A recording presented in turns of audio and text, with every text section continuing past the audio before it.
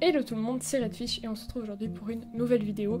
Je vais donner mes conseils à l'aquarelle. Tout d'abord, je vous souhaite une bonne année parce que, faut pas déconner, on est quand même en 2020. J'espère que vous avez reçu des beaux cadeaux avec lesquels vous pourrez beaucoup dessiner. Je suis pas très douée pour ça, du coup je pense qu'on va directement commencer avec la vidéo vu que c'est de ça que va parler cette vidéo, je suppose. Du coup voilà, je vais donner mes conseils en aquarelle. Je veux juste préciser que ça s'adresse aux gens qui débutent à l'aquarelle ou qui voudraient débuter, parce que clairement j'ai pas grand chose à dire à ceux qui s'y connaissent autant que moi, parce que ce serait pas logique. Donc, premier conseil, le matos. J'ai écrit sur le côté, n'achetez pas du matos pourri, ce serait super dur de faire quelque chose avec. Et oui, c'est complètement vrai, parce que si vous achetez du matos qui ne va pas, ça n'ira pas.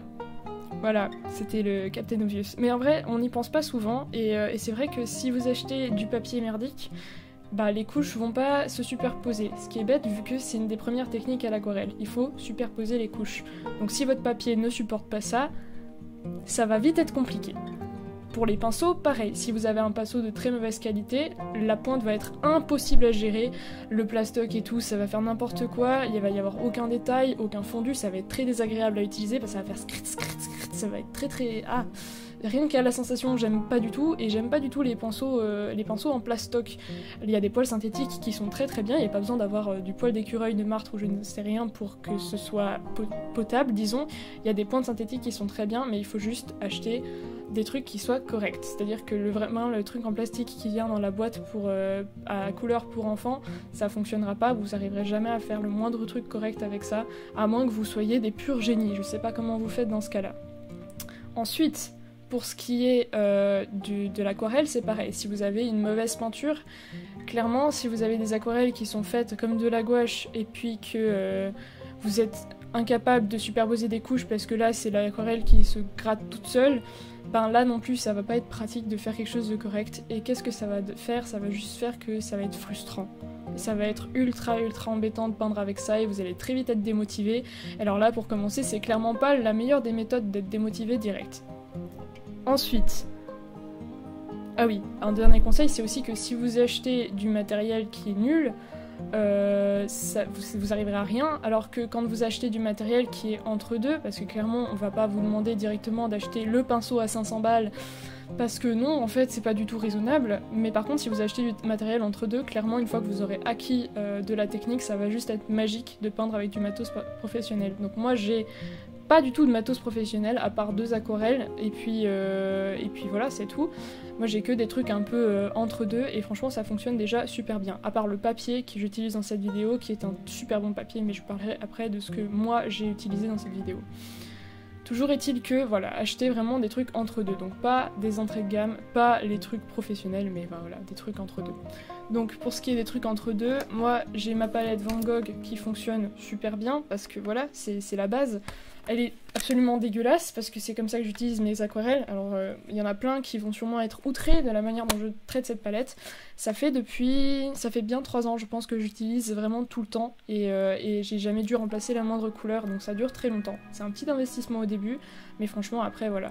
Je pense qu'elle m'a pas coûté plus de 30 francs pour une boîte d'aquarelle qui va vous durer une bonne dizaine d'années, j'ai l'impression. En tout cas si vous l'utilisez pas comme des gros bourrins, clairement ça fait largement l'affaire.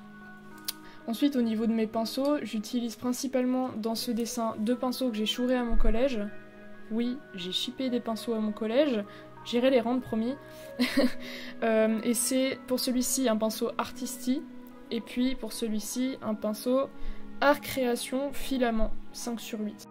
Ensuite, mon deuxième conseil, ce serait de ne pas avoir peur d'expérimenter. Ça a l'air facile à dire et pas facile à faire, et effectivement ça l'est, mais dites-vous bien que votre dessin ne sera pas nécessairement le plus beau, le plus réussi directement. Ça peut être totalement nul, vraiment nul, mais du moment que vous avez fait ce dessin, vous aurez appris des choses forcément. C'est-à-dire que vraiment, quoi que vous fassiez, vous allez forcément apprendre avec ça, à moins que vous fassiez toujours exactement la même chose sans prendre le moindre risque, ce qui n'est pas le but du tout en aquarelle.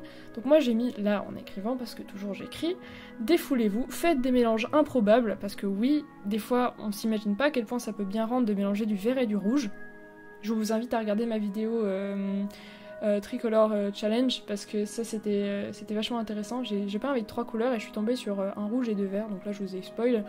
Mais et j'ai réussi à faire un truc à peu près correct, donc je vous invite à la regarder pour voir un peu tout ce qu'on peut faire avec 3 couleurs absolument improbables. Pour la technique au pinceau, c'est aussi très important d'expérimenter, c'est-à-dire que là par exemple j'utilise ce pinceau là, directement vous vous dites c'est un peu galère de faire des détails avec ça. Essayez vraiment de tourner le pinceau, de faire plein de trucs marrants avec, de vous amuser, d'utiliser seulement les bords du pinceau, de faire le maximum en fait, d'utiliser le pinceau dans toutes ses capacités, vraiment dans tous les extrêmes, à l'écraser au plus, à l'écraser au moins, à faire avec de l'aquarelle presque sèche dessus, avec énormément d'eau. Faites plein d'expérimentations, c'est vraiment ultra important. Et c'est ça qui fait progresser en fait, et c'est ça simplement qui donne aussi du plaisir à peindre. Quand vous vous amusez, clairement ça passe mieux. Un autre conseil, moi dans ce travail-là, j'ai utilisé ce pinceau-là seulement pour les détails les plus fins.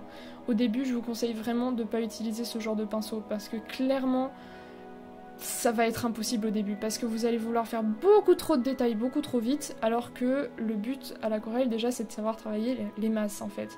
C'est-à-dire que si vous travaillez avec ce genre de pinceau, vous allez directement mieux comprendre les formes, les volumes, plein de choses, alors qu'avec ça, vous allez patiner pendant des heures à faire les minuscules petits détails, et puis clairement au niveau de la construction du dessin en général, c'est pas du tout une bonne chose de s'attarder sur des petits détails. Faites d'abord les volumes, les grosses masses, et ensuite attaquez-vous aux détails. Donc c'est pour ça que je vous conseille de pas utiliser ça en premier. Moi pendant des années, j'ai travaillé avec un seul pinceau, et c'était celui-là. Pendant des années, j'ai utilisé que ça. Il est en pointe, c'est pratique, on peut faire quand même des détails avec ça, mais ça reste beaucoup plus compliqué et c'est comme ça que j'ai appris à utiliser aussi des pinceaux. Alors maintenant, j'aime beaucoup utiliser des pinceaux fins parce que clairement c'est pratique, mais il faut surtout pas se borner seulement à ça parce que sinon après ça va être une galère sans nom. Pour la couleur, oui, alors pour la couleur, il faut commencer clair. L'aquarelle, comme je l'ai dit juste avant, je crois, c'est une technique qui se travaille en couches. Donc commencez par faire des aplats super clairs. Donc vous définissez déjà les formes que vous voulez faire, comme j'ai fait au début, vaguement, vous faites les trucs super clairs, et au fur et à mesure, vous allez rajouter des couches de peinture de plus en plus foncées, en accentuant tout ce qui est saturation, profondeur, ombre, etc. Et c'est ça qui est super important aussi, le papier, s'il est merdique, clairement, ça tiendra pas du tout les couches de l'aquarelle, et c'est la base de la technique de l'aquarelle. Pour ce qui est du papier, j'ai oublié de le dire, je vous redirige vers la grande prêtresse du papier aquarelle, c'est comme ça que je l'appelle. Bonjour Stéphanie Pessoa. Alors elle, c'est une fille adorable qui a une chaîne avec très peu d'abonnés encore, et je trouve qu'elle mérite 10 fois plus, voire beaucoup plus que 10 fois plus. C'est une fille qui s'y connaît énormément en papier, et elle donne beaucoup de conseils, elle fait beaucoup de try with me, elle fait des trucs très très intéressants, et elle, clairement, niveau papier, elle saura vous conseiller du moins bon au meilleur, elle saura vous dire qu'est-ce qui est bien, qu'est-ce qui est pas bien, et puis est-ce que ça vaut la peine d'acheter tel ou tel papier, etc. Pour le papier que j'ai utilisé dans ma vidéo, là, pour une fois, c'est un super bon papier que j'ai utilisé, donc clairement, c'est un investissement, et je fais pratiquement pas de trucs avec parce que j'ai super peur de me louper. Donc là, j'ai fait attention et j'ai bien réfléchi avant de faire mon travail. Je savais que je voulais utiliser celui-là. Donc celui-là, clairement, je pouvais vraiment accentuer les couches, etc. Mais bref. Un papier un peu moins élevé suffit aussi, des fois. Je voulais aussi vous parler d'une habitude personnelle que j'ai. Alors moi, je travaille tout le temps avec un mouchoir ou un genre de truc, vous appelez ça du sopalin, je crois, en France. Je travaille tout le temps avec ça simplement parce que je travaille avec... j'aime éponger. J'aime beaucoup éponger mon travail. Des fois, j'y mets trop de peinture, je mets plus d'eau, j'éponge. Des fois, je mets pas assez, je mets trop sur mon pinceau et tout. Je travaille avec ça, mais maintenant, c'est limite devenu du réflexe avec moi. Donc, j'ai tout le temps mon truc à côté et puis j'éponge régulièrement. Je fais mes trucs, j'y réfléchis presque plus. 6e conseil, l'aquarelle, c'est, comme je l'ai déjà dit, un médium qui se travaille en couches. Donc quand vous avez des zones de lumière, il faut mettre moins de couches. Il faut commencer avec les couleurs claires, et clairement les zones où vous avez une lumière flash, faites simplement aucune peinture dessus. Et après, ça peut être amusant de travailler avec un feutre de couleur blanche, ou des feutres, ou même des paillettes, des trucs comme ça, mais de base, les lumières, ne mettez pas de couleur. C'est tout con comme truc, mais pendant des années, j'ai essayé de faire un truc avec de l'aquarelle blanche.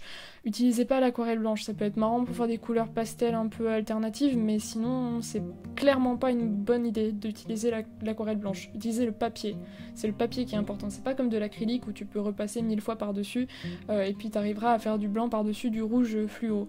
L'aquarelle, ça fonctionne pas comme ça, et c'est pour ça que c'est important de travailler avec le papier en tant que lumière. Et je pense que c'est aussi un des trucs qu'on m'a pas assez dit à l'aquarelle quand j'ai commencé. Mon 7e conseil, il est sur le type de crayon à utiliser pour le line. Pour le type de crayon, utilisez des crayons de couleur. Vraiment, c'est le mieux parce qu'avec du crayon gris, ça fait vite très sale et puis on voit pas bien les détails. Alors qu'avec un crayon de couleur, vous pouvez limite faire une espèce de line et ça passera clairement mieux. Il y a 2 types de crayons de couleur pour ça. Il y a les crayons de couleur qui sont aquarellables, donc ceux-là ils sont bien si vous voulez faire disparaître le trait. Le seul truc qu'il faut pas oublier, c'est que si vous utilisez par exemple un crayon aquarellable, disons rouge, pour faire le line, si vous après vous passez avec de l'eau et du pinceau, le rouge va se diffuser dans l'eau. Donc faites attention à ça, c'est aussi des techniques à travailler, à expérimenter. Donc de nouveau, si votre travail n'est pas le chef-d'œuvre le plus réussi du monde, une fois que vous le faites, c'est normal et c'est aussi pour ça qu'on apprend en fait. Donc testez sur des feuilles, etc. si votre crayon vous convient. Et sinon il y a les crayons qui sont pas aquarellables et ceux-là vous pouvez faire le moindre line avec, ça posera normalement aucun problème. Personnellement là pour ce dessin j'ai utilisé un critérium avec une mine rouge qui n'est pas aquarellable et c'est très pratique parce que ça donne un effet clean alors que le crayon gris fera vite très sale. Et de nouveau, je vous invite à aller regarder la chaîne de Stéphanie Pessoa qui donne des super conseils aussi sur le matériel à utiliser à ce niveau-là. Donc voilà, je crois que j'ai fini pour cette vidéo. Si vous avez encore des questions, n'hésitez pas dans les commentaires, je réponds normalement à tous les commentaires à moins que YouTube en saute. J'ai vu une ou deux fois qu'il y avait des commentaires qui arrivaient dans mes notifications, puis une fois que je cliquais dessus, ils avaient disparu. Je sais absolument pas pour quelle raison. Donc je suis désolée à ceux à qui j'ai foutu un vent, parce que ça a juste disparu, ce qui est trop bizarre, et je comprends juste pas pourquoi. Même dans les spams potentiels, c'est pas ceux-là qui s'affichent, donc je sais vraiment pas ce qui s'est passé. En tout cas, je peux vous montrer le dessin du coup fini. Bon, la lumière est vraiment pas top, mais bon, ça fera l'affaire, disons. Je suis très contente. Et puis j'ai même rajouté de l'aquarelle qui brille, donc ça se verra sûrement pas dans la vidéo. Mais c'est de l'aquarelle de Le Pigmentarium que vous avez peut-être vu dans une vidéo de Benjamin Serbet qui avait montré son travail et je suis trop fan de cette peinture. C'est du vert dryade, du coup il y a des paillettes dorées dedans et c'est trop beau. Voilà. Alors je vous souhaite à tous un excellent début d'année 2020, j'espère que mes conseils ont pu être utiles à ceux qui veulent commencer et puis voilà. Gros bisous à tous et on se retrouve une prochaine fois, je ne sais pas encore quand, mais voilà. Bisous.